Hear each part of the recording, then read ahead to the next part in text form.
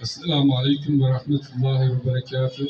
Dear brothers and sisters, first of all, I thank to the IHH and our local partner, Dost Aid, to make it possible to help you from the Dutch Muslims. And we are happy to can help the Muslim brothers and sisters. I am very happy and pleased to be here, and thank you very much. উনি আমি সব কথা শুনতে পারিনি, তবে ওনার কথা হচ্ছে যে উনি আইএইচএইচ নেদারল্যান্ডস যে সংস্থা, ওইটার সাথে উনি কাজ করেন আগে থেকে।